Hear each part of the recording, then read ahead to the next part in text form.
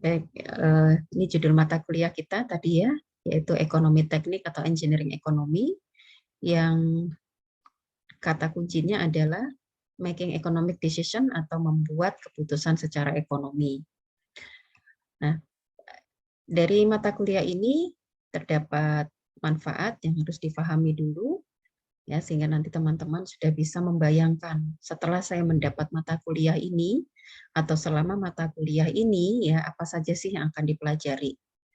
Ya, jadi melalui mata kuliah ini diharapkan dapat memahami dasar-dasar pertimbangan ekonomis ya di dalam evaluasi suatu proposal teknik yang menyangkut aliran kas atau cash flow, konsep ekuivalensi ya atau kesetaraan ya, indikator-indikator perbandingan alternatif dan kriteria pengambilan keputusan. Nah, selain itu, mata kuliah ini diharapkan dapat membantu Anda memperoleh pemahaman, yaitu dalam mempertimbangkan nilai suatu investasi yang ditawarkan atau dijalankan, memilih alternatif proyek, hingga mengetahui nilai dana ya atau uang ya berdasarkan suku bunga dan tingkat inflasi. Nah, ya, jadi kita sudah bicara di sini ada beberapa istilah ya. Ada istilah investasi, ada istilah alternatif, ya, ada istilah sampai kepada nilai uang, ya. Nilai uang berdasarkan suku bunga, ya, yang nantinya juga semuanya ini akan diterapkan di dalam atau sebagai kriteria dalam pengambilan keputusan. Baik, itu sudah di chat sudah di-share tentang grup WA. Ya, jadi nanti bagi teman-teman dan termasuk saya nanti bisa bergabung di grup WA tersebut. Oke, ini saya tunjukkan. Ya, untuk memastikan bahwa grup WA-nya memang sudah bisa digunakan. Oke, ya baik, terima kasih sudah gabung. Berarti saya kembali lagi tadi ke sini ya. Oke. Nah, deskripsi dari mata kuliah ini, ya, jadi kalau mendengarkan nanti ada istilah-istilah yang agak berbeda, bisa juga disebut sebagai analisa biaya teknik, ya, atau analisa keputusan ekonomi. Nah, ekonomi teknik merupakan disiplin ilmu yang ditujukan untuk menganalisis aspek-aspek ekonomi dari usulan investasi atau proyek yang bersifat teknis. Ya, jadi tadi dua kata yang digabung tadi ya, ekonomi teknik ya. Jadi itu dimaksudkan tadi analisis aspek-aspek ekonomi dari usulan atau investasi proyek yang bersifat teknis. Ya, karena kita ada di bidang teknik ya, baik itu teknik industri, teknik informatika ataupun nanti bidang teknik lainnya, ya, kita akan sangat berhubungan dengan kegiatan-kegiatan yang bersifat teknis tadi ya di dalam menunjang kegiatan yang sesuai dengan bidangnya. Ya, misalnya pengadaan peralatan, ya, kemudian penggantian peralatan, mempertimbangkan alternatif-alternatif yang harus kita ambil keputusannya, ya, tetapi alternatif teknis ya yang harus kita ambil keputusannya, tetapi akan diputuskan secara ekonomi menggunakan aspek-aspek ekonomi. Ya. Nah, jadi mata kuliah ini nanti ditekankan kembali bahwa mempelajari prinsip pengambilan keputusan. Oh, tadi sudah ya, tapi lebih jelas di sini konsep ekuivalensi, ada bunga majemuk dalam ekuivalensi, dasar pengambilan keputusan. Nah, juga di sini analisis kelayakan proyek, ya, sehingga diperoleh kondisi yang paling menguntungkan secara ekonomi oleh perusahaan. Ya, kalau aspek ekonomi ya pasti harus menguntungkan ya, secara ekonomis itu kan berarti sudah dianalogikan ya harus arahnya kepada manfaat ataupun keuntungan di sini. Nah, analisisnya di sini ada beberapa hal yang spesifik ya, misalnya ada analisis berupa payback period, internal rate of return, kemudian ada benefit cost ratio, ini merupakan alat-alat analisis kelayakan proyek investasi. Nah, mungkin gambarannya ya, teman-teman mungkin pernah mendengar tentang ya tadi ya analisis kelayakan proyek ya atau analisis kelayakan bisnis. Ya, mungkin sebuah proyek baru akan dijalankan ya, akan mempertimbangkan beberapa aspek. Ya, misalnya ada aspek teknis, ada aspek hukum, ada aspek sosial, psikologis, ya, kemudian ada aspek ekonomi, ya. Nah, di dalam salah satu dan mungkin satu lagi yang sering digunakan adalah AMDAL ya atau analisis mengenai dampak lingkungan atau analisis lingkungan. Nah, tadi yang salah satu disebut adalah aspek ekonomi. Nah, aspek ekonomi ini merupakan tadi salah satu aspek yang ada di dalam analisis kelayakan proyek. Ya, untuk menilai apakah proyek atau investasi yang akan dijalankan ini layak atau tidak secara ekonomi. Nah, itu. Jadi nanti kita bisa menggunakan tools ya atau metode-metode yang ada di dalam ekonomi teknik ini untuk melakukan studi kelayakan atau analisis kelayakan proyek ya sebelum sebuah proyek itu akan dijalankan ya. Baik, ini CPL-nya tapi nanti akan lebih jelas di apa namanya di RPS ya. Metode pembelajarannya ya karena kita juga masih menggunakan metode daring ya. Jadi tetap bisa sih ya. Jadi nanti ada perkuliahan tatap muka secara daring, penugasan ya. Nanti ke depan ya apa namanya saya bisa adakan mini kuis ya. Nah, supaya nanti teman-teman selalu siap nih ya mini kuis gitu ya, kuis sederhana saja ya untuk memastikan bahwa materi-materi yang sebelumnya itu memang sudah siap atau masih ada yang menjadi ganjalan ya gitu. Kemudian juga ada tugas ya serta ujian. Wah, banyak banget. Iya, betul. Jadi karena kita akan belajar mengambil keputusan. Loh, mengambil keputusan kalau tidak pernah latihan nanti seperti apa ya. Jadi memang nanti ada latihan ya yang kita nanti fungsikan dalam bentuk tugas ya. Karena kalau latihannya di kelas semua nanti waktunya tidak cukup ya. Jadi nanti di kelas kita berikan contoh, kemudian teman-teman akan mengulangnya, belajar melalui tugas, nanti kita bahas di kelas ya. Gitu. Ya, ini beberapa item penilaiannya ya. Insya Allah kalau teman-teman nanti bisa memenuhi ini, wah A saya beri ya. Gitu ya, artinya kan harapannya bisa membantu ya, bisa membantu. Karena sebagian besar nanti materi kita ini memang kuantitatif ya, kuantitatif. Jadi membuat model pengambilan keputusannya itu nanti dengan menggunakan tahapan-tahapan ya dengan metode yang ditentukan ya dan nanti ada perhitungannya ya. Artinya kalau secara kuantitatif itu kan berarti sudah bisa ditelusuri secara pasti ya. Karena kita bicarakan nanti ada nilai uang ya, nilai uang kan berarti ada nominalnya ya, ada nominalnya ya. Jadi di sini ada tugas ya 15%, ada kuis 15%, ada UTS, ada UAS ya. Keaktifan mungkin bisa diwakili dari kehadirannya teman-teman gitu. Oke. Ya.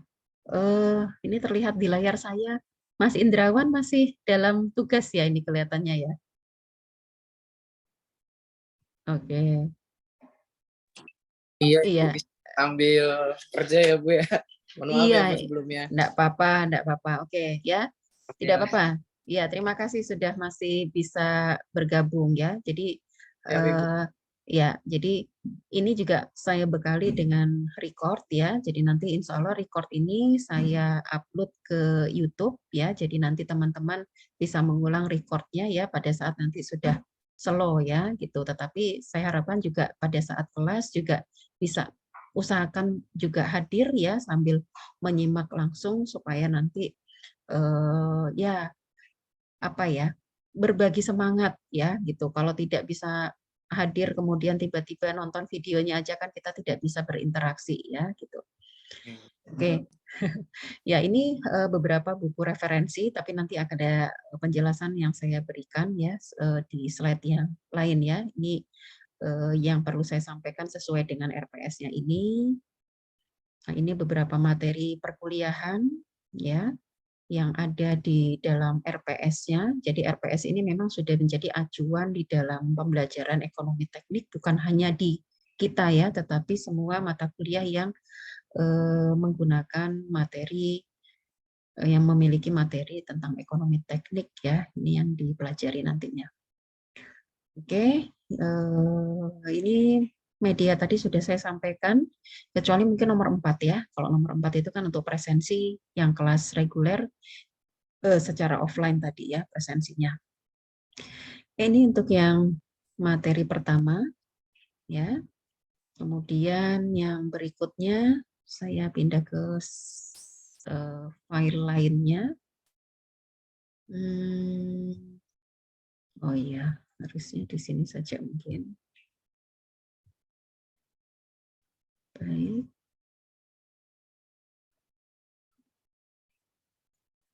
Salah. Tadi di mana ya? Oke, ini. Ya, jadi ini RPS ya, kami perlu sampaikan di awal bahwa setiap mata kuliah itu memiliki rencana pembelajaran studi ya. Silakan nanti teman-teman bisa mengecek juga bahwa tiap mata kuliah itu pastinya ada keterkaitannya dengan bagaimana menjadikan lulusan seorang sarjana teknik ya, yang memang nanti bisa diperoleh setelah mengikuti mata kuliah ini ya. Ini nanti bisa dibaca ya. Jadi tadi ada bagaimana mengambil keputusan ya, menggunakan materi matematika, sains, konsep teoritis ya, itu sebagai pegangan kita. Kemudian untuk prasyaratnya ya, sebenarnya dari mata kuliah ini diharapkan teman-teman itu sudah pernah mengambil mata kuliah sebelumnya, yaitu statistika industri baik 1 dan 2, kemudian analisis biaya.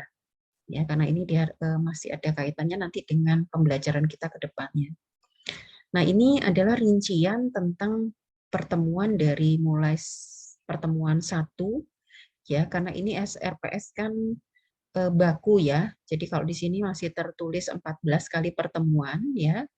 Karena nanti di kelas mitra atau kelas sore ini kita hanya ada 6 kali pertemuan ya. Jadi nanti akan ada penyesuaian ya materi yang akan kita bahas ya, tapi saya tetap masih menggunakan RPS yang sama karena RPS ini tidak kita rubah ya, ini bakunya seperti ini.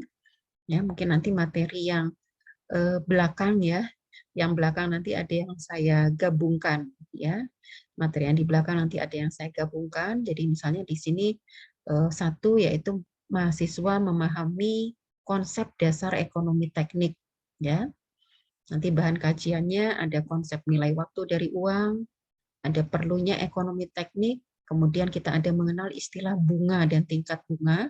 Ya, jadi kalau misalnya bunga itu secara umum memang kita pahami sebagai bagi hasil ya atau pengembalian ya atau keuntungan. Nah, ya, jadi di sini diseragamkan definisinya adalah bunga. Kemudian ada tingkat bunga. Kemudian ada perhitungan bunga sederhana dan bunga majemuk. Ada diagram aliran kas ya. Kemudian di pertemuan 2 ya di sini mahasiswa memahami faktor-faktor bunga majemuk. Mohon maaf. Ya. Iya. Iya. Screen-nya enggak tertampil, Bu. Oh, yang ditampil tempat kalian apa? Oh, lepas. Oh iya ya. Maaf, terima kasih. Bisa saya, Bu. Ya, ini sudah terlihat. Sudah, Bu. Oh ya, oke. Baik, terima kasih. Nah, ya ini RPS yang tadi sudah di-share di Sinau ya. Jadi nanti bisa tolong dibaca ya, ini tentang capaian pembelajaran. Ya, ini memang standar dari sebuah rencana pembelajaran sistem itu tidak tiba-tiba oh mata kuliahnya turunannya ini, tidak ya, tapi kita perlu tahu dulu apa yang harus dicapai dari seorang lulusan sarjana ya melalui mata kuliah yang dipelajari ya sehingga bisa menjadi satu apa namanya paket nantinya dengan mata kuliah yang lain ya. Nah, ini tadi mulai dari pertemuan 1 ya, memahami konsep dasar ekonomi teknik, nanti ada beberapa uraiannya di sini. Kemudian di pertemuan 2 ada faktor-faktor bunga majemuk ya, untuk formula pembayaran tunggal. Kemudian di pertemuan 3 ada faktor-faktor bunga majemuk untuk rumus atau formula pembayaran seragam. Kemudian ada faktor perubahan deret hitung ya, sambil mengenal istilah-istilahnya dulu. Kemudian ada, nah pertemuan 5 kita sudah mulai masuk ke pemilihan alternatif investasi. Ya, kalau tadi pertemuan 1 sampai dengan 4 ini konsep-konsep dasarnya. Kemudian di pertemuan 5 kita sudah menggunakan konsep dasar tadi untuk melakukan pengambilan keputusan di antara alternatif-alternatif investasi. Ya. Kemudian yang keenam masih sama tetapi dengan metode yang berbeda ya. Jadi metode-metodenya di sini sudah diurutkan ya, sampai ke-7 juga masih ya. 8 itu kalau di kita berarti ujiannya ke-7 ya, ujiannya ke-7. Ya, jadi nanti kalau materi yang ke-7, pertemuan ke-7 nanti kita adakan setelah UTS. Ya, jadi ada penyesuaian nanti ya. Pertemuan ke-8-nya berarti adalah analisa pelengkap. Jadi analisa tambahan setelah pemilihan alternatif tadi ya. Pertemuan ini saya sesuaikan ya. Kalau 9 di pertemuan reguler berarti menjadi pertemuan 8 ya di kelas sore. 8 dan 9 ya masih analisis pelengkapnya. Kemudian pertemuan 10 ya apa namanya di sini ya tadi 7, 8, 9, oke 10 ya, 10 dan 11 nanti 10 di sini memahami konsep depresiasi atau penyusutan ya, penyusutan bukan penyusutan barangnya atau bendanya tetapi penyusutan dari sisi nilai ya, nilai investasinya ya, jadi adanya pengurangan nilai investasi karena sebab-sebab tertentu.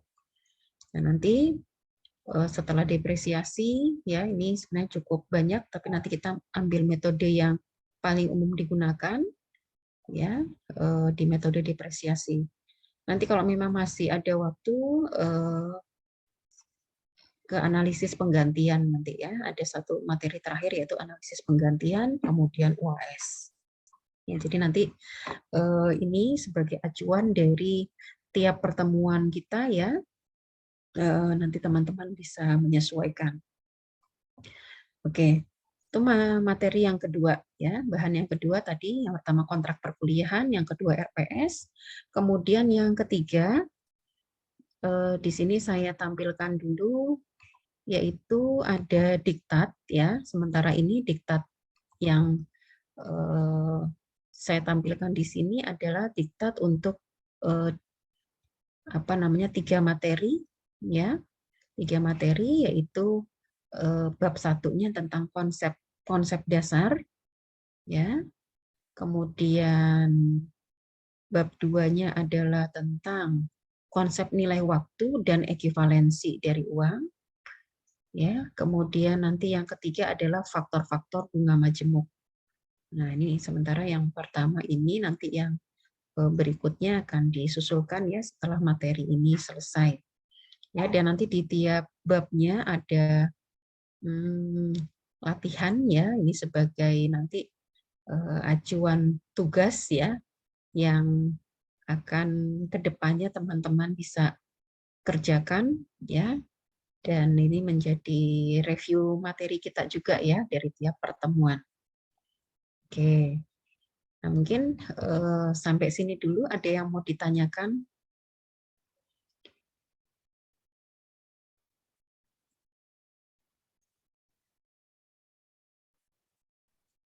Belum ada, Bu. Belum ada. Baik. Ya, ini pesertanya masih bertahan ya, 25 orang. Oke, kemudian baik, saya masuk ke sebentar. Nah, materi yang ini ya, silakan saya nanti akan share tapi setelah pertemuan ya. Nah, jadi supaya teman-teman penasaran dulu nih apa yang mau dibahas ya. Oke, ini tadi sampul depannya masih sama ya. Sampul depannya masih sama, yaitu tentang ekonomi teknik atau engineering ekonomi, making economic decision. Oke.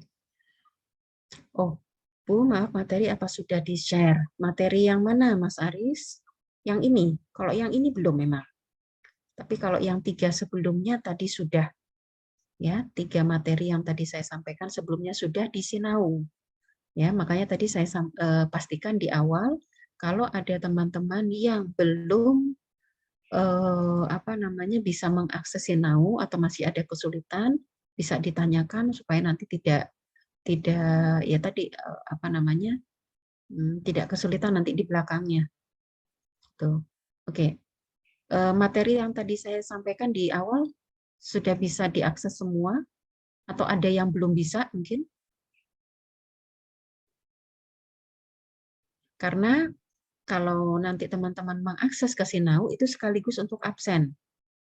Ya, tadi saya contohkan di depan, begitu teman-teman buka Sinau ya, membuka Sinau ya, jadi nanti sinau.unisula.ac.id.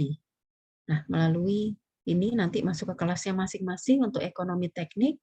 Di dalamnya ada materi yang disampaikan, bisa di-download dan juga nanti di checklist ya, sebagai bukti untuk teman-teman absen. Gitu. Oke, silakan nanti saya ulang kembali kalau misalnya masih ada yang ketinggalan informasinya ya tentang ini. Oke, nanti materi yang saya sampaikan ini akan saya share setelah yang satu ini ya, setelah ini gitu. Baik. Nah, ini adalah buku referensi. Kalau tadi yang saya sampaikan itu adalah diktat, itu berupa ringkasan saja ya, itu berupa ringkasan. Jadi akan lebih lengkap ya apabila teman-teman itu memiliki buku referensi. Insya Allah kan nanti manfaatnya bukan hanya pada saat kuliah saja. Ya, insya Allah nanti ke depan ya buku ini bisa dimanfaatkan untuk mengulang lagi ya, juga bisa ya dibaca lebih detail lagi karena pastinya lebih lengkap ya. Jadi ini sebenarnya buku yang sama dengan pengarang yang sama. Saya juga punya tiga-tiganya, pernah tiga-tiganya ya, karena yang edisi tahun 1995 ini akhirnya sudah menyerah dia ya, sudah tidak bisa bertahan lagi ya. Saya punya yang edisi yang 2009 dan 2019 ya. Jadi Bapak kalau sekarang sudah profesor beliau ya, Profesor I. Nyoman Pujawan. Ini adalah dosen di Teknik Industri, jurusan Teknik Industri, Institut Teknologi 10 November Surabaya ya, ITS. Beliau kalau sekarang sih bidang ilmu beliau lebih kepada supply chain management ya, atau manajemen rantai pasok ya, tetapi beliau memang memulai karirnya sebagai dosen itu justru dengan membuat sebuah buku yang nyatanya sampai sekarang ini belum ada yang mengalahkan kelengkapan dari buku referensi beliau ya untuk mata kuliah ekonomi teknik. Nah, jadi bahkan beberapa sebelum pandemi yang jelas itu dosen-dosen atau dosen-dosen teknik industri ya waktu itu kami mengadakan ada workshop mata kuliah inti teknik industri ya, salah satunya ekonomi teknik ya. Jadi ada berbagai dosen pengampu ekonomi teknik TI se-Indonesia ya, itu berkumpul di Semarang. Itu juga masih menggunakan buku I. Nyoman Pujawan ini ya, buku Pak Nyoman ini ya sebagai referensi utamanya. Kalau pendukungnya ya tadi ada beberapa textbook ya yang mungkin juga bisa menjadi tambahan ya. Tapi nanti untuk textbook, insya Allah saya juga punya ya. Itu nanti bisa saya share dalam bentuk contoh ataupun tugas-tugas ya. Jadi saya juga dulu pernah menjadi mahasiswa Pak Nyoman ini waktu mengambil S2 di ITS ya. Beliau juga yang memberikan materinya secara langsung, tapi kalau S2 itu namanya bukan ekonomi teknik lagi, tapi namanya Advanced Engineering Economy atau ekonomi teknik lanjut ya. Jadi dulu textbooknya ya jelas tidak menggunakan buku beliau ya, tapi menggunakan textbook ya, tebal-tebal berbahasa Inggris, dan tiap hari kami dicekoki tugas-tugas yang nggak ada akhirnya ya. Jadi ya, tapi dari situ memang terlatih ya.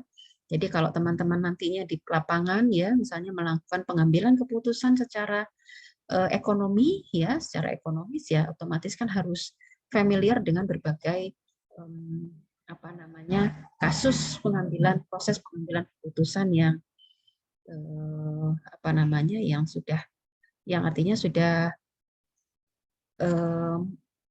mumpuni ya, artinya sudah pernah melakukan paling tidak dalam studi kasus gitu. Jadi kenapa saya tunjukkan ini ya, walaupun ada diktat, ada materi, ada handout, ada PPT yang saya sampaikan, itu sifatnya ringkas ya. Jadi saya menghimbau kepada teman-teman, silakan ya bisa mendapatkan buku ini ya. Saya tidak menjual ya. Kalau dulu waktu offline ya, terus terang saya memang menawarkan sehingga nanti pemesanannya langsung dan memudahkan teman-teman lainnya untuk mendapatkan. Tapi kan kita sekarang silakan teman-teman bisa pesan online juga ya. Kalau di kelas reguler saya mewajibkan tiap mahasiswa untuk membawa buku ini ya, baik boleh pinjam ya ataupun beli gitu ya. Jadi apa namanya? Saya menghimbau kalau teman-teman di sini karena kita tidak bertemu secara langsung ya, silakan bisa di edisi yang kedua ya, yang edisi 2009 atau edisi 2019, mana yang teman-teman mudah untuk dapatkan silakan ya. Edisi yang terakhir memang ada beberapa perubahan ya, tetapi masih signifikan ya. Mungkin perbedaannya secara fisik, yang kanan ini apa namanya jenis kertasnya, jenis kertas yang ringan itu ya, tetapi warna kertasnya coklat ya. Kalau yang edisi yang tengah itu memang kertasnya lebih kertas seperti kertas A4 itu ya, warnanya putih ya. Nah, nanti teman-teman lebih nyaman atau lebih mudah pengadaannya yang mana silakan. Oh ya, ini ada yang tanya tadi sama isinya. Jadi alhamdulillah tahun 2019 itu ya kami mengundang Pak Nyoman Pujawan ini ke Unisula ya, karena terkait juga kita ingin mendapatkan satu kerjasama dengan beliau ya untuk mengadakan workshop waktu itu tentang mata kuliah ekonomi teknik ini. Beliau juga waktu itu launching buku ekonomi teknik edisi 3 ini, saya selaku moderator waktu itu, dan dapat tanda tangan asli beliau ya, langsung kita todong ya.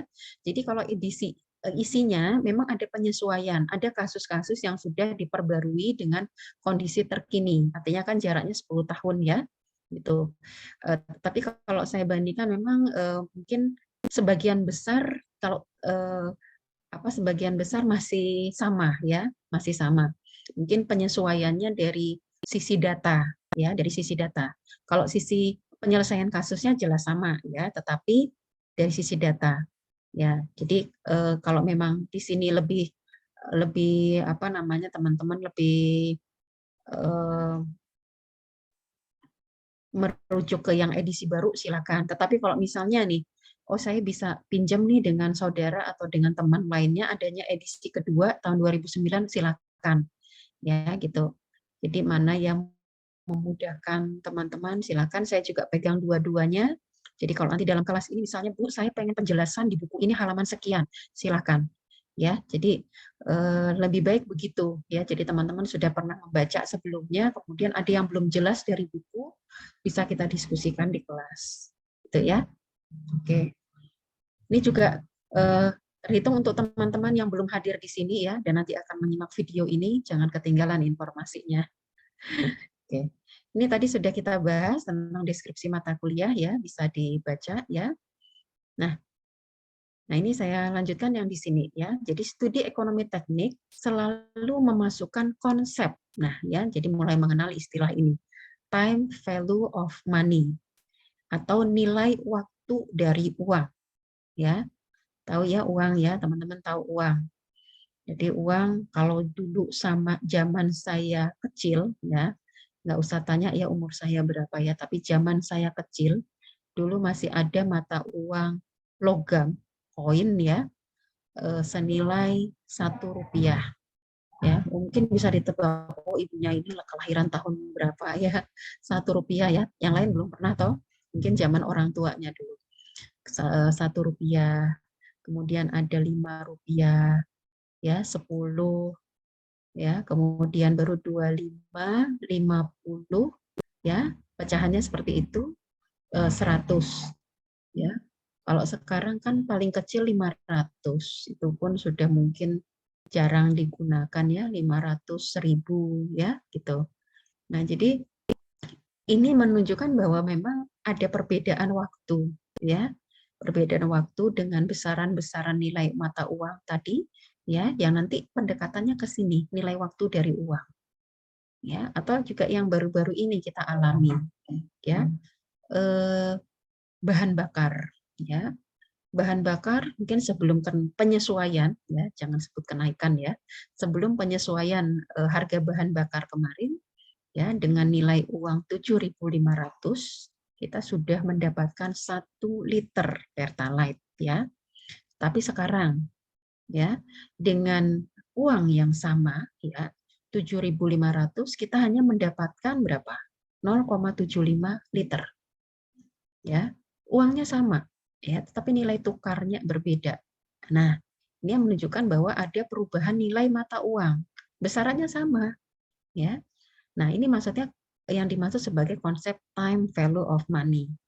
Ya, artinya di sini apa yang menyebabkan terjadinya perubahan nilai waktu dari uang? Yang pertama di sini, nilai mata uang itu berubah dari waktu ke waktu. Ya, nilai mata uang berubah dari waktu ke waktu. Ya, tadi saya katakan bahwa pecahan itu dulu kecil-kecil ya. Sekarang nilai uang koin mulai dari 500. Ya, dulu ada 500 kertas, sekarang 500 hanya ada 500 logam. Ya, jadi itu juga berpengaruh ya kepada apa namanya? Pecahan mata uang yang ada ya. Kemudian ya, berlakunya nilai waktu dari uang itu karena adanya proyek-proyek teknis. Ya, biasanya berumur panjang. Sehingga perbedaan nilai mata uang sangat perlu dipertimbangkan. Ya. Jadi kalau kita bicara proyeknya, proyek ada yang berjalan misalnya 5 tahun, ada yang 20 tahun, ya. Mungkin kalau teman-teman ada yang tahu kalau proyek bendungan, membuat bendungan atau waduk itu berapa lama itu ya, dari awal proyek relokasi lahannya atau dari studi kelayakannya dulu sampai kepada apa namanya waduk atau bendungan itu jadi kan juga memakan waktu yang lama. Nah dari waktu ke waktu itu ya nilai uangnya juga akan mengalami perubahan ya, yang itu nantinya akan sangat berpengaruh kepada nilai investasi yang akan dipertimbangkan. Nah, dan juga tingkat resiko ya, tingkat resiko yang mungkin akan berpengaruh selama masa proyek ini berjalan. Ya, kita tidak tahu ya. Nah, anggaplah 2 tahun yang lalu ya, awal 2000 akhir 2019 atau awal 2020 ya. Kita masuk ke pandemi ya, kita memasuki suasana pandemi ini, maaf 19 ya, 1920 ya. 1920 itu kita masuk pandemi. Apakah ada yang bisa memprediksi sebelumnya ya bahwa kita sudah merencanakan sebuah proyek, ya, proyek yang berinvestasi besar, jangka waktunya panjang, tiba-tiba di 2 tahun tersebut ada musibah pandemi. Banyak dan kita merasakan juga kondisi perekonomian itu sangat berpengaruh, ya. Banyak kerugian-kerugian yang juga terjadi karena adanya pembatasan-pembatasan dan resiko akibat pandemi yang terjadi, ya. Investasi juga banyak yang terhenti atau ditarik, ya, dan tidak berjalan. Nah, itu kan risiko yang bisa terjadi yang pernah kita alami. Ya, wallahu alam, setelah ini apalagi yang terjadi. Nah, ya, artinya kan kita tetap berencana dalam hal ini, ya. Kita tidak berprasangka buruk, ya, kepada Sang Pencipta, kepada Allah, ya. Pastinya akan ada hikmah semuanya di balik itu. Nah, di sini, ya, maka kembali lagi ke sini. Oleh karena itu, hampir semua evaluasi ekonomi teknis akan menggunakan atau didasari, ya, atas kesetaraan nilai mata uang pada waktu yang berbeda. Ya, jadi di sini ada istilah tadi time value of money, ya, dan yang kedua adalah istilah kesetaraan. Kesetaraan tadi sudah saya singgung di awal, sama dengan istilah ekuivalensi, ya, ekuivalensi tadi, ya, seperti tadi. Dengan uang yang besaran yang sama 7.500, ya, itu akan bisa membeli Pertalite dalam besaran 1 liter. Kalau sekarang adalah 0,75 liter. Ya.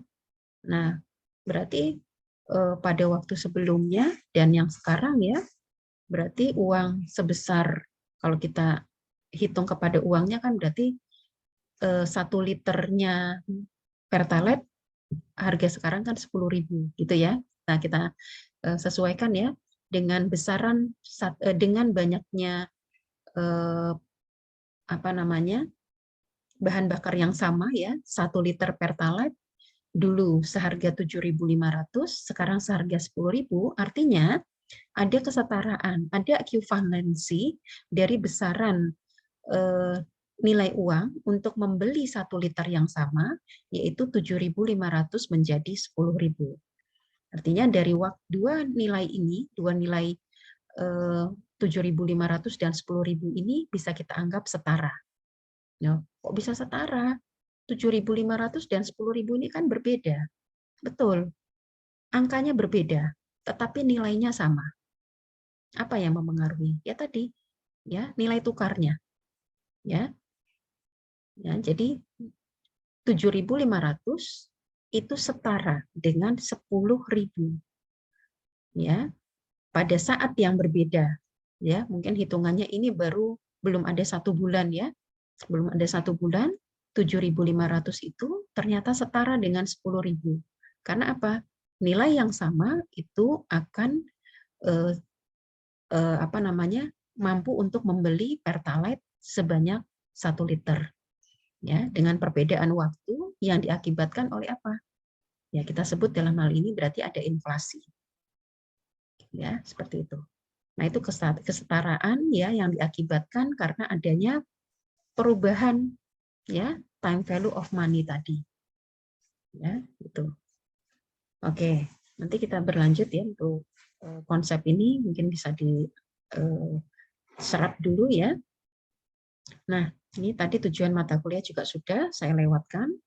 Nah, sekarang ilustrasi di sini. Kita lihat ada 2 statement di sini, ya, 2 pertanyaan. Mana yang lebih baik, ya?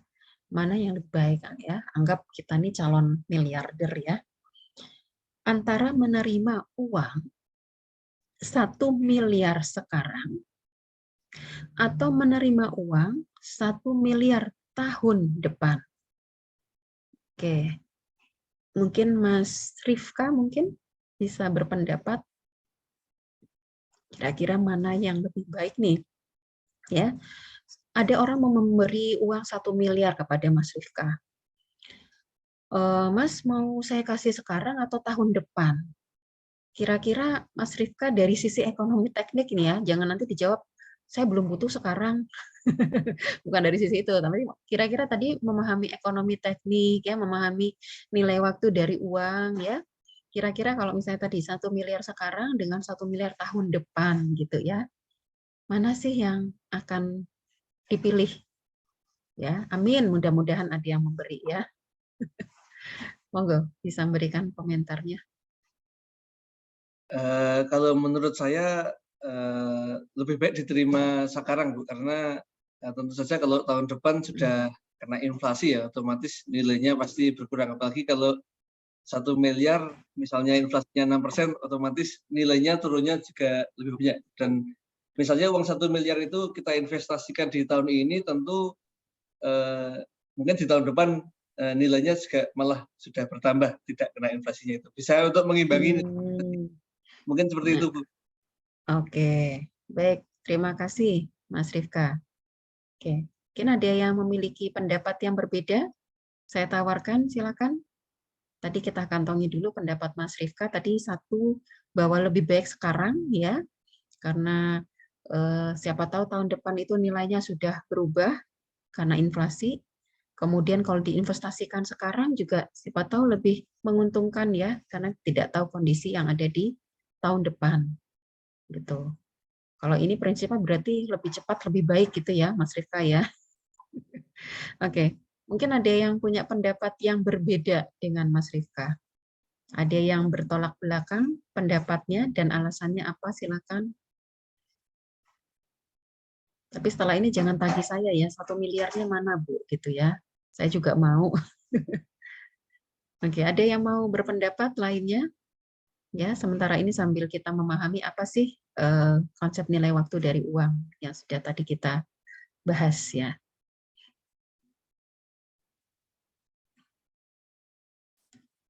Oke, kalau belum ada berarti sepakat nih ya dengan Mas Rifka ya.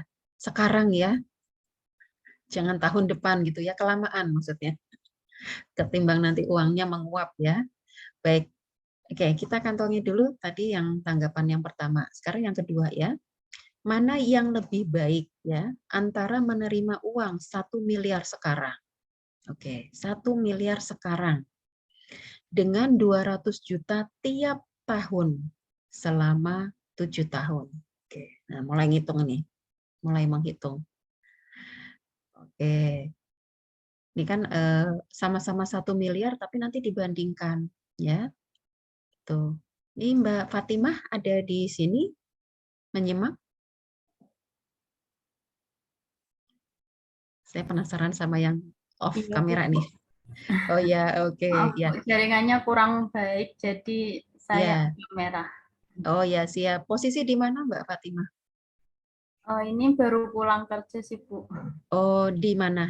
Di kota mana, di daerah mana? Di Tanjung Mas, Bu. Oh, begitu. Tetangga ya berarti ya. Iya. Oh ya, tapi sudah sampai di tempat. Sudah, Bu. Baru pulang. Oh ya, baru baru ya. pulang. Oke, tadi menyimak nggak Mbak yang di awal tadi mungkin sempat mengikuti? Iya, menyimak, Bu. Oh ya, oke, terima kasih. Nah, mungkin bisa berpendapat untuk yang pertanyaan kedua ini sebagai ilustrasi. Mana yang lebih baik antara menerima uang 1 miliar sekarang dengan 200 juta tiap tahun selama 7 tahun? Kalau menurut saya 1 miliar sekarang. Oh, begitu. Artinya menurut Mbak Fatima, 1 miliar sekarang itu masih lebih menguntungkan gitu ya, dibanding 200 juta tapi nanti tiap tahun selama 7 tahun gitu.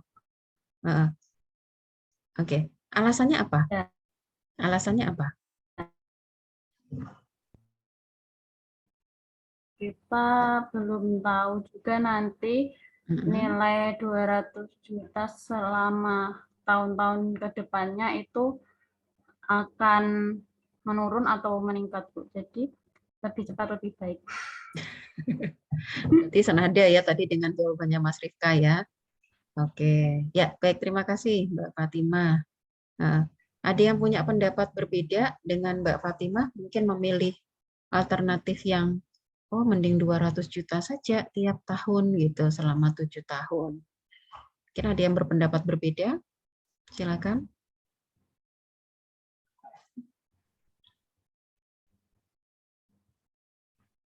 1, 2, 3. Oke, batal ya. Tadinya mau saya kasih 1 miliar ya, karena nggak ada yang menjawab, nggak jadi ya. Oke, ya. Jadi ini nanti ya, ini yang akan kita bahas sebenarnya ya. Ini kan pemilihan ya, Mas, Mbak ya. Kita memilih mana yang lebih baik. Kalau mana itu kan berarti ada kita memilih ya. Ini yang pertama kali kita pelajari di dalam sebuah analisis ekonomi teknik nantinya. Kita akan memilih.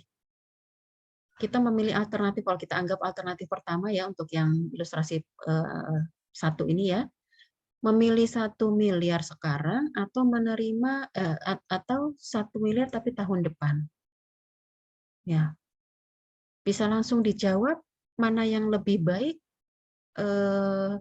Secara umum ya kalau kita tidak menggunakan analisis ekonomi teknik ya berarti secara prediksi saja ya, prediksi secara umum. Tapi kalau nanti kita bicara dengan menggunakan analisis ekonomi teknik ya, menjawab ini pastinya tidak hanya berdasarkan nilai ini saja. Ya, pasti ada komponen lain yang berpengaruh terhadap pengambilan keputusan kita. Lah kok rumit, Bu? Cuma minta 1 miliar aja kok harus pakai hitung-hitungan yang nggak jelas toh. Ini hitungannya 1 miliar. Kalau cuma 1.000, 100.000 nggak usah pakai hitungan, tak kasih sekarang gitu ya. Tapi dari mana 1 miliar ini kan berarti investasi yang cukup besar. Ya, saya katakan tadi cukup besar. Risikonya besar. Ya. Kemudian kalau namanya pengambilan keputusan secara umum bahwa pengambilan keputusan itu bisa kita bedakan pada apa namanya dalam kategori siapa yang menerima akibat dari resiko keputusan yang diambil, itu juga berpengaruh terhadap penting tidaknya hasil dari pengambilan keputusan tersebut. Ya, jadi misalnya gini, kalau 1 miliar ini kan relatif ya, besar atau kecil ya. Kalau kita punya apa namanya tabungan 100 miliar ya, 1 miliar ini kan kecil gitu ya. Jadi bukan sesuatu yang apa namanya resikonya besar gitu ya, karena uang lainnya lebih banyak. Nah, tapi kalau misalnya pegangan kita sekarang cuma katakanlah 100 juta ya, tapi kita harus mempertimbangkan uang 1 miliar ini kan pasti akan mempertimbangkan hal-hal yang harus lebih rinci ya, lebih detail ya. Nah, kemudian juga tadi akibat ya, kalau memang resiko dari kesalahan pengambilan keputusan itu hanya menyangkut diri kita sendiri, ya cuma kita yang kalau memang merugi nanti kita yang nangis-nangis sendiri. Kita yang menyesal sendiri. Tapi kalau ini berhubungan dengan organisasi, dengan pihak yang lebih luas ya, maka dalam konsep pengambilan keputusan itu ini ya juga harus menggunakan proses pengambilan keputusan yang lebih detail. Ya, jadi kalau tadi misalnya jawabannya Mas Rifka ya, saya belum bisa menjawab langsung hanya dari misalnya oh sekarang atau tahun depan ya. Ya kalau misalnya ada yang memberi sekarang ya memang betul sekarang saja, ngapain nanti tahun depan ya, ketimbang nanti tahun depan ternyata nggak jadi ditawarkan lagi gitu ya. Nah tapi kalau kita melihat dari sisi ekonomi teknik ya, bahwa ini baru merupakan salah satu komponen yang akan kita pertimbangkan ya, karena masih ada komponen lain. Ya, nanti kita akan mengenal bahwa komponen yang lainnya adalah apa. Ya, kalau tadi bicara menyinggung tentang inflasi, inflasi itu nanti akan mempengaruhi yang dinamakan dengan tingkat bunga.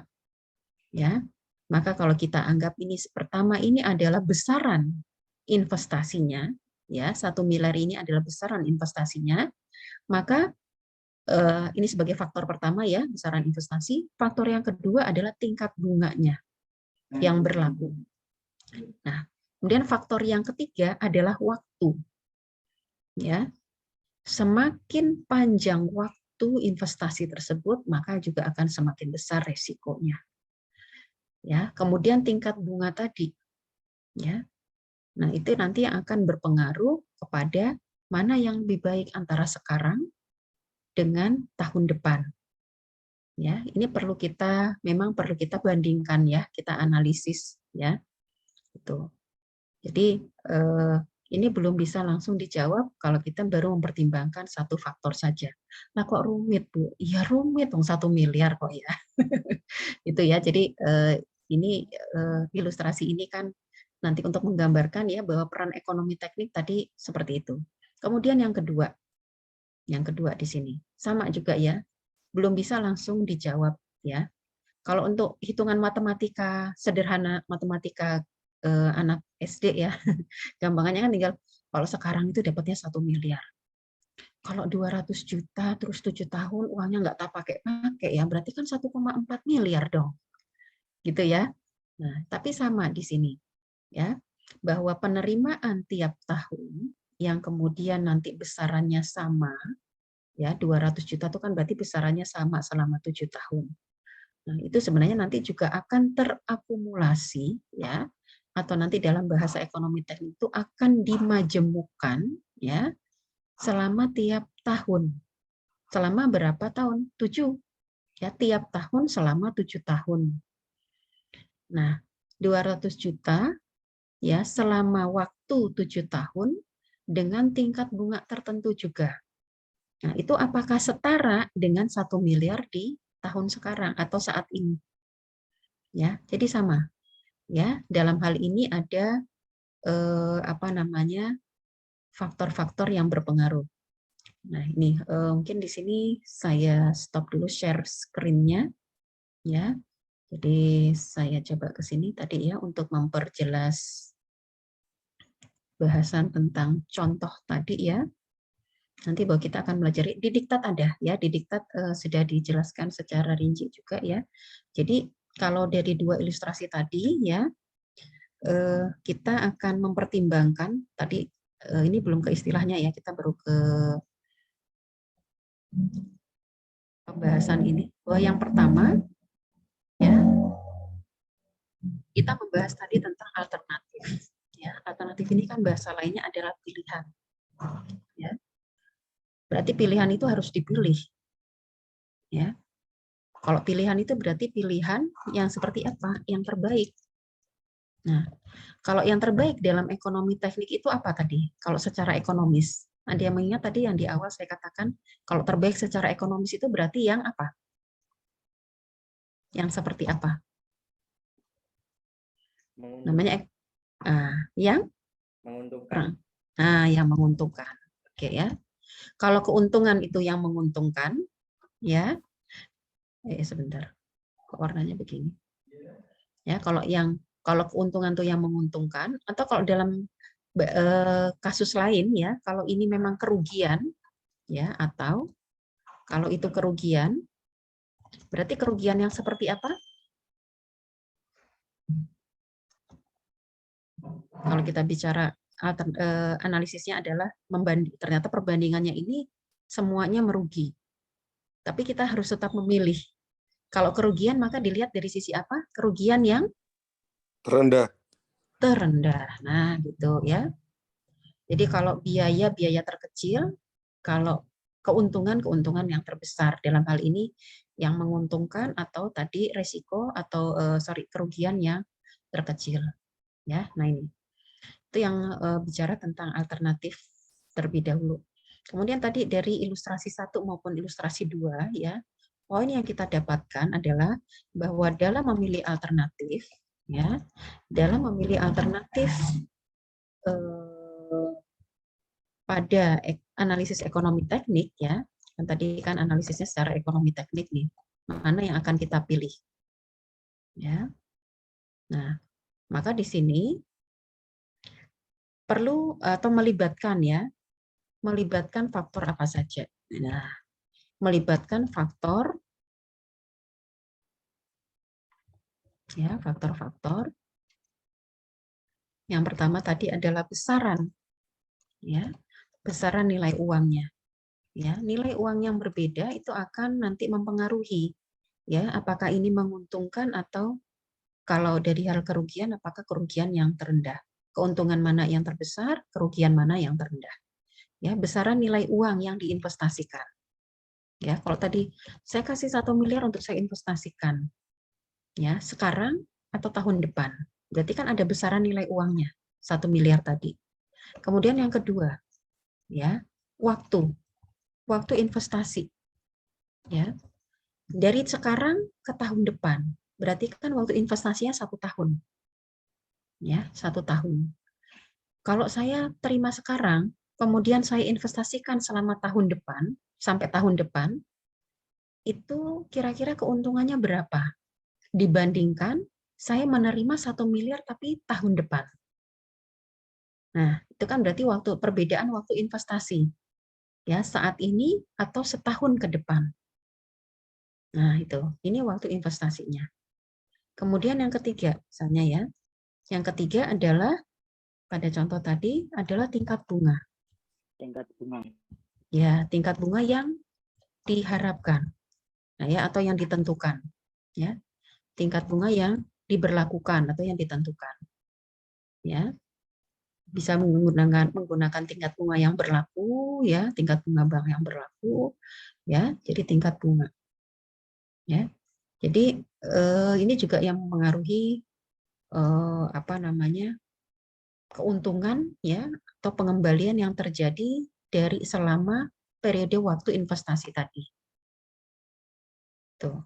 Nah, ya, jadi ini 3 hal yang harus kita perhatikan, ya, di dalam menggunakan analisis ekonomi teknik yang kaitannya tadi, ya. Dalam pemilihan alternatif kita akan memilih, ya.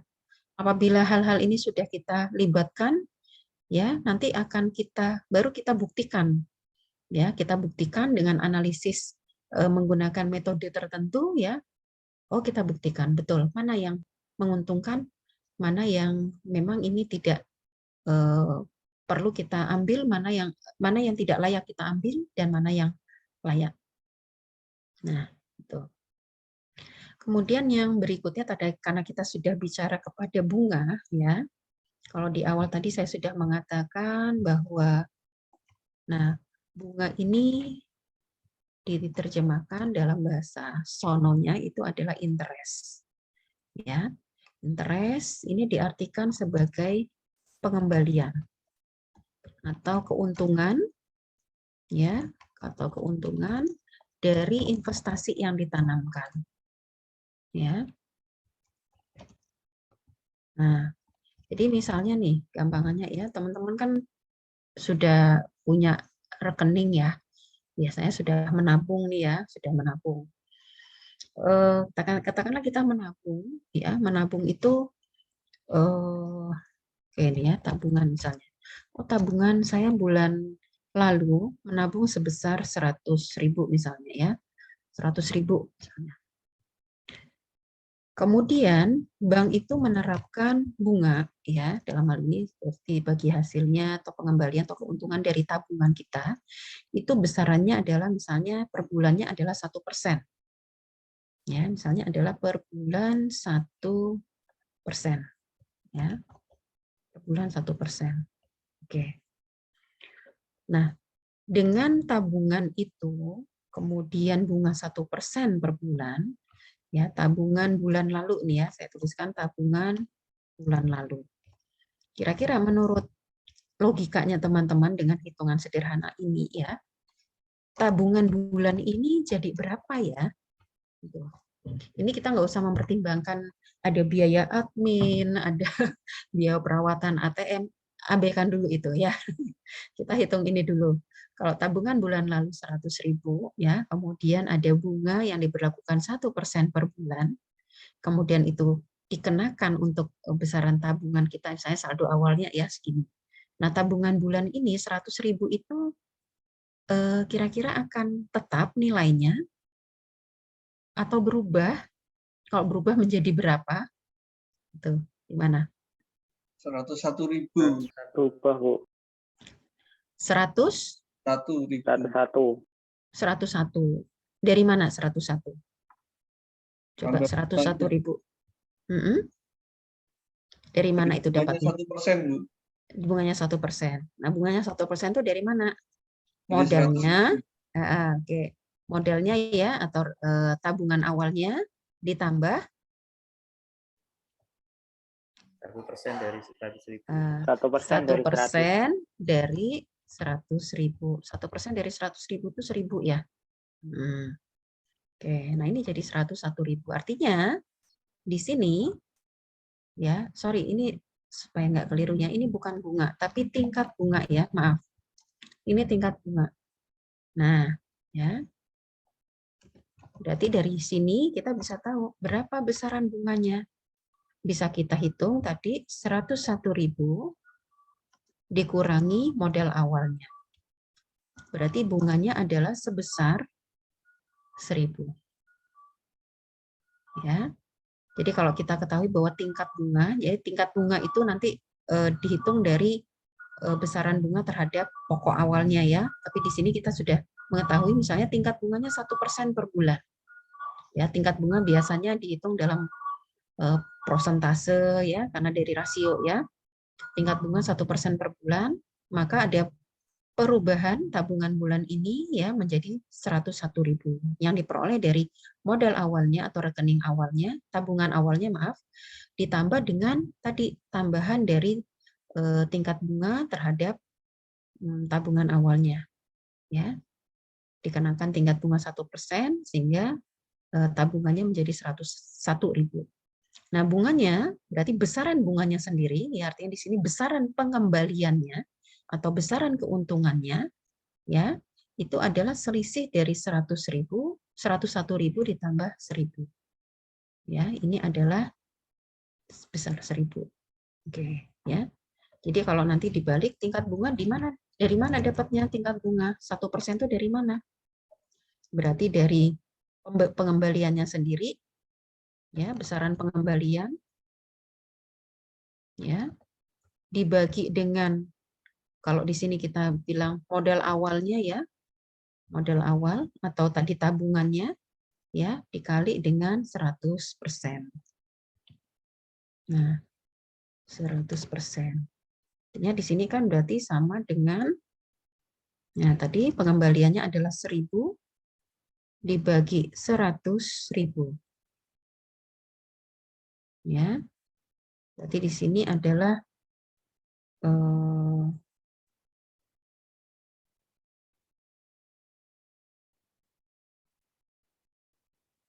berarti 0,001 ya. Yang dikali 100%. 0,01, sorry. Ya, ini dibagi 3 ya. Oke, dikali 100%.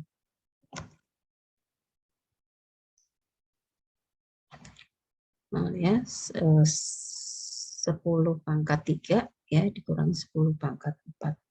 Keliru ya. Benar nggak ini? Betul, Bu. Iya, Betul Bu. ya? Betul, 1%, Bu. Iya, biar dikoreksi, berarti nyemak ya. Oke, ya. Jadi ini ya hubungan antara bunga dan tingkat bunga ya bisa dihitung seperti ini. Nah, kalau nanti dalam perhitungan seperti ini disebut sebagai perhitungan bunga sederhana. Ya. Cara seperti ini ya, cara seperti ini disebut sebagai perhitungan bunga sederhana atau dengan istilahnya adalah simple interest. Ya, jadi kita hanya nanti menghitung bunga langsung dari modalnya. Ya. Dan nanti kalau misalnya bulan keduanya lagi berapa? Ya udah modal awalnya nanti besaran tabungannya 100.000 dikali lagi 1% gitu. Oh berarti bulan kedua nanti dapat 1.000 lagi. Berarti bulan kedua uangnya menjadi 101 ditambah 1.000. Ya, berarti 102.000. Bulan ketiga dapat lagi 1.000. Ya, berarti tabungannya menjadi 103.000 dan seterusnya.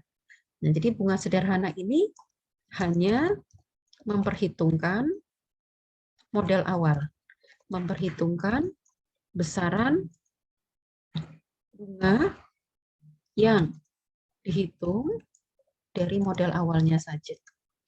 Ya, jadi sebenarnya ini kalau pada prakteknya ya di lapangan ini hanya untuk menghitung cepat. Ya, menghitung cepat karena kita hanya menghitung dari modal awalnya saja. Ya. Modal awal tetap dihitung 100 ribu terus, tetapi besaran bunganya yang bertambah ya, 1000 terus ya tiap bulannya. Ya, jadi hanya menghitung besaran bunga yang dihitung dari modal awalnya saja. Ya kalau 5 bulan berarti nanti tambahannya 5.000. Kalau 12 bulan berarti 12.000. Berarti setahun berarti nanti menjadi 100.000 ditambah 12.000. Berarti 112.000. Ya. Jadi dia menghitungnya hanya dari modal awal. Ya, secara sederhana ya artinya digunakan untuk menghitung cepat. Nah, tapi nanti ada istilah yang berikutnya yang disebut sebagai bunga majemuk. Ya, bunga majemuk ya. Oke.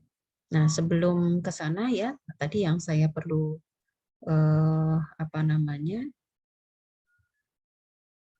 bentar ini kok yang whiteboard beri.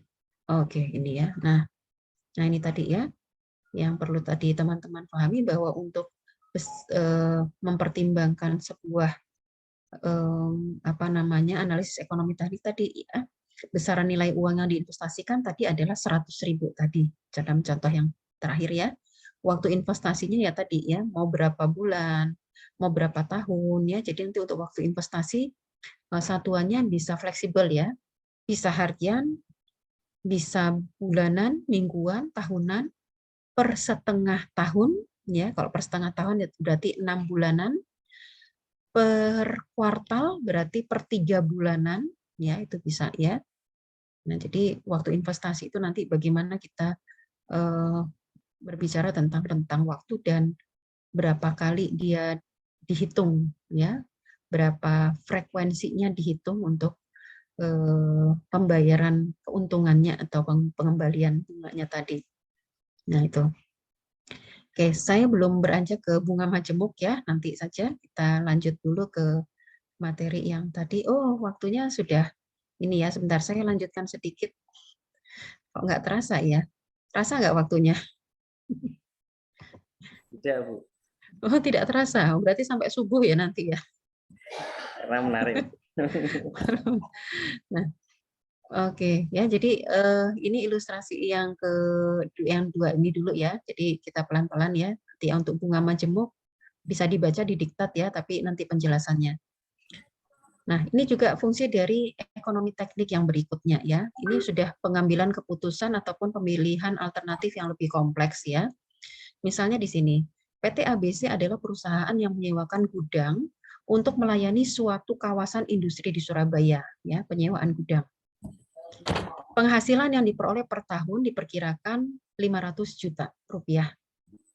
Ya, setiap tahunnya dia punya penghasilan seperti itu dari penyewaan gudang.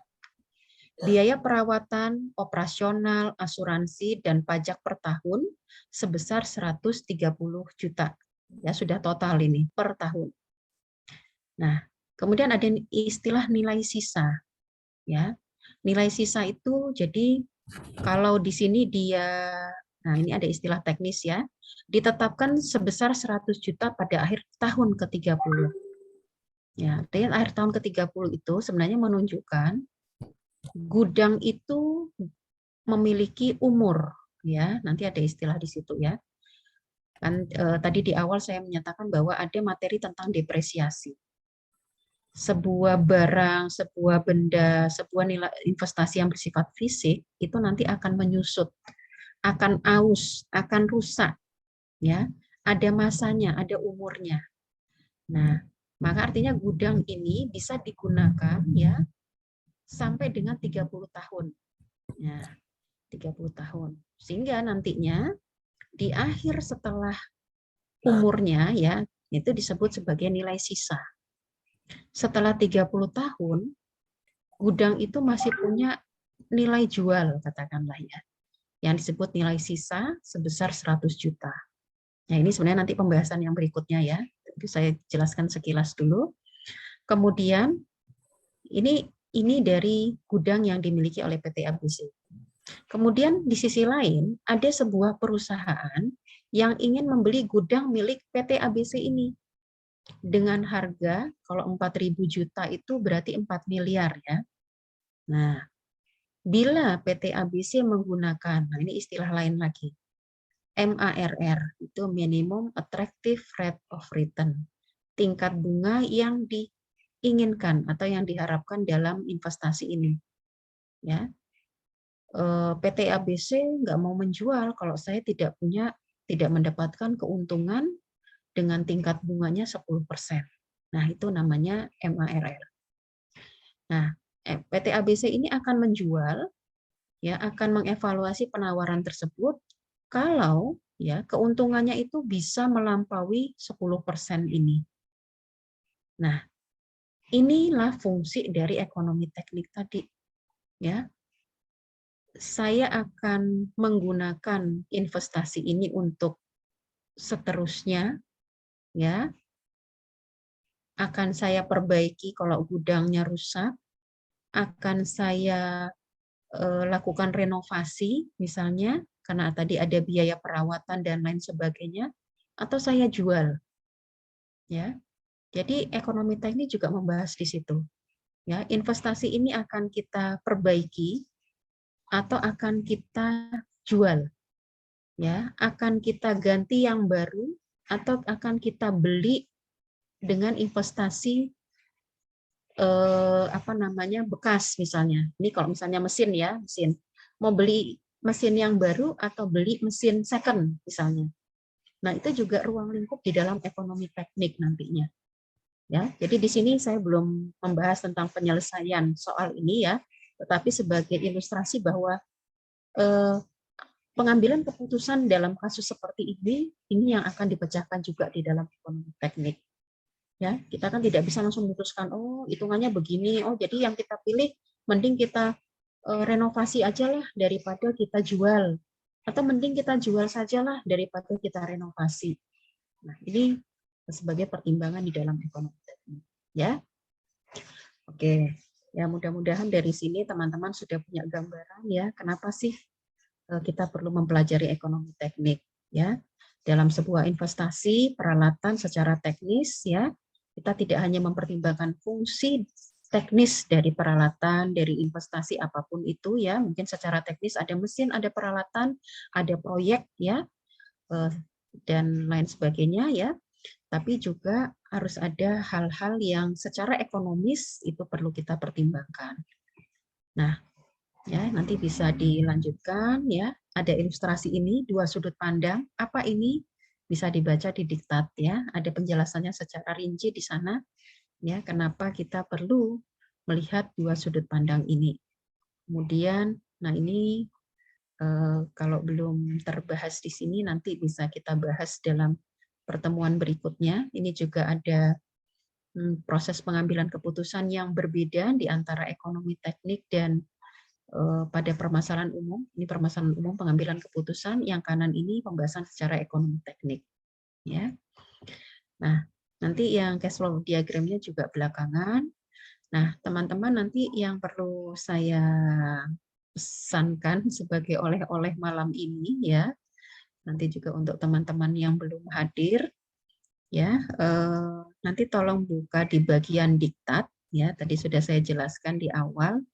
Ya, untuk mereview saja materi pertemuan malam ini ya, silakan bisa dibaca di sini. Sebenarnya pembahasan malam ini sih sudah mencangkup bab 1 dan udah menyerempet juga di bab 2 ya.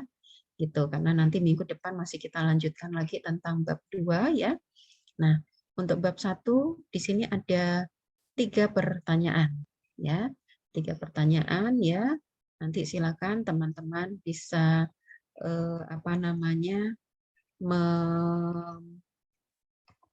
membaca ulang materinya, kemudian nanti secara jelas bisa menjawab pertanyaan ini, ya. Untuk pertanyaannya nanti akan saya berikan slot pengumpulan tugasnya melalui Sinau atau SIM. Ini supaya nanti ada yang sudah bisa atau yang belum, ini nanti biar seragam dulu. Sinau kira-kira sudah bisa? Sabu. Bisa. Sabu. Bagaimana? Ini jawabannya ketumpuk-tumpuk tadi. Bisa ya? Ini ada yang ini. Oh, saya belum bisa SIM, Bu. Oh, kalau belum bisa SIM berarti bisa Sinau ya? Kan pilihannya cuma 2 tadi, SIM dan Sinau. Dicoba dulu aja Bu, kan belum pernah pakai semuanya Bu untuk ngumpulin tugas. Jadi di Oh, SIM sama gitu. di Sinau Oh, mungkin caranya dibuka seperti dulu apa kan ya. kalau kita belum praktek kita nggak tahu. Oh, gitu. Pokoknya mungkin Baik. kalau yang sama-sama Mm. baru transfer pasti kan belum tahu. Jadi kita Ya, sama-sama mencoba. siap, siap. Makanya tadi juga saya pastikan kalau misalnya memang belum bisa ya, nanti saya siapkan dua-duanya ya. Makanya tadi ada chat juga ya, ada WA. Silakan, ini masih dibuka nih di chat ini. Yang belum bergabung bisa gabung di situ ya. Gitu. Oke, nanti saya coba ya untuk SIM dan Sinau untuk slot tugasnya. Tadi tugasnya sudah jelas ya, ada di diktat tadi di bab 1 ya. Sebenarnya kalau di diktat ini ya, teman-teman mau ngerjakan langsung di bab 2, bab 3-nya juga boleh kok. Ya, ini bab 1 ya, sudah ada pertanyaan. Nanti di bab 2 juga sudah ada pertanyaan di sini ya. Bu, boleh dikerjakan nggak? Boleh ya, sudah boleh teman. Nanti pengumpulannya bertahap ya. Gitu. Artinya nanti di tiap ayat ini sudah ada pertanyaan ya, tinggal nanti jawabannya. Ya, tapi untuk yang tugas pertama ini ada di sini ya. Silakan nanti bisa dimantapkan lagi ya. Cek pemahamannya teman-teman setelah tadi menerima materi untuk menjawab pertanyaan ini ya. Tidak harus tekstual seperti apa yang tertulis ada di diktat ya. Silakan secara pemahaman apa yang bisa dijawab dari 3 pertanyaan ini ya untuk memahamkan materi yang ada tadi. Bisa beri contoh juga ya, silakan. Oke, nampaknya itu ya, karena waktunya sudah melewati, tapi sebenarnya tadi kalau untuk total waktu ya, karena kita mulai tadi juga di jam lewat 20 menit ya, kalau tidak salah tadi ya. Gitu. Jadi insya Allah rentang waktunya juga masih sesuai ya. Mungkin ada pertanyaan dulu sebelum kita akhiri. Ini tadi sudah lepas 2 tadi. Belum ada? Oke. Ya, baik, kalau belum ada ya, tapi kalau nanti ada pertanyaan menyusul ya silakan ya. Saya nanti tolong kalau ada terkait mungkin mata kuliah ini silakan bisa komunikasi lewat grup saja ya. Kalau lewat Japri saya khawatir mungkin ada yang agak tertutup ya, maksudnya ketumpuk gitu ya. Kalau nanti terkait mata kuliah ini langsung saja dikomunikasikan via grup sehingga kalau nanti ada pertanyaan yang sama kan teman lainnya juga bisa mendapatkan jawabannya juga gitu ya. Oke, baik. Saya akhiri untuk recordingnya terlebih dahulu. Terima kasih untuk kehadiran dan peran sertanya dalam diskusi di pertemuan malam hari ini.